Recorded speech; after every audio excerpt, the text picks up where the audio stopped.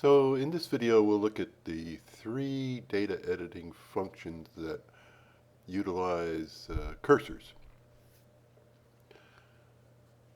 So here's our beginning experiment. This is U1338GRA. We've already run filters as in the video with explaining the data editing filters. And we still have a few spikes here and there that we'd like to get rid of. Let me just blow this up a little bit.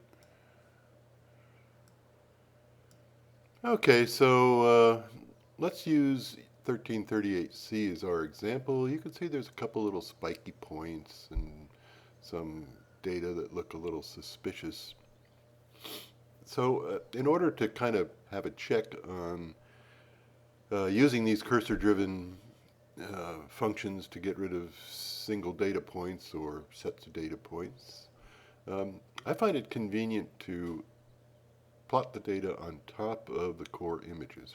So in order to do that, we'll go up to core image, plotting, we'll append images. We're going to use 1338C. We want to append. The axis portion will be between 67 and 100% of the graph, S2, and the axis is depth. So let's do that. And there we go. Okay, so let's take a look at this spike over here first, just for laughs. Okay, this doesn't seem to have anything to do with any particular occurrence in the data, at least in the image. So let's take the A cursor and we'll put it right on that spike. Now another thing I like to do with these spikes is use the arrows to kind of convince myself that that spike is a single point, or maybe one or 2 points. So I'm just using the arrow keys going up and down. Okay, so let's get rid of that spike. Now we have two choices. I go up to data editing. We can replace it with the average of the 10 data points around it, or we can replace it with a nan, with a not a number. In this case, and most times I use the average for single point spikes. So we'll do that. It's Command 8 if you want to do it remotely, and there we go. Okay, let's go back to full scale. All right, let's go back to 0 to 50 actually. So Control 5, depth axis, 0 to 50. Okay, there we are.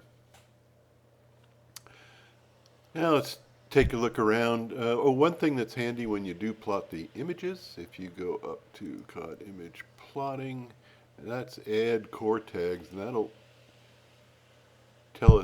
give us labels for each core image, and this is just how much to offset from the upper left edge. In this case, 0. So these are the different cores. This is the top of the core here. So let's take a look at some of these other bits of data.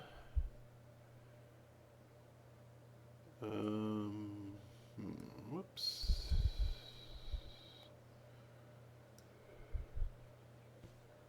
Hold on. Okay, that's what I wanted to look at. Okay, so we got some funny looking stuff here and some funny looking stuff down here. Let's take a look at both of them at the same time. Do a horizontal expand. Okay, so what you can see is, this is probably bad data. That's the top of a core. So these represent basically sediments at the top of the core, and it kind of looks like this part is bad. I'll do an extra expand here. So let's get rid of these data. I'm not so sure about those, but I would say if this is the top, I certainly would start around here and get rid of some of this stuff, maybe even back here. So let's take cursor A, let's put them right there. Let's take cursor B, put them right here, and if we go up to data editing, we will use nans between cursors. Okay, so that just gets rid of the data. You don't want to replace something like this with an average because you're just going to get pretty much a constant value. So we use nans. All right, let's go back to previous one. All right, here's also some funny data at the top of a section or core. So let's do a horizontal expand here. Okay, again, this is the top of a core, and this is basically flow in. We don't really want it in our data set. So we can put a cursor here. Oops. Where are you? Put the a cursor here. And this time I'm going to use, let's see, first of all, let's take a look at the cursor. We can't see it very well because of the colors. So if we go up to cursor styles and choose, let's choose yellow. Now it really stands out. Okay, so I want to replace this with nans. I could put the B cursor here and use the replace, AB cursor nan replace, whatever I call that thing. But other than that, instead of that, let's use nan replace, and that's function 9. So every time you use function 9, it'll put a nan in the space where the A cursor is, and then it'll advance to the next data point. Now, so I'm going to use command 9 on the keyboard, and if I just hold the command 9 down, it'll just kind of walk along till we get to where we are. And once again, we filled the data set with nans. Now I'm going to save this. And we'll go back to where we were. So of course we can just sort of continue on doing this ad infinitum, I guess.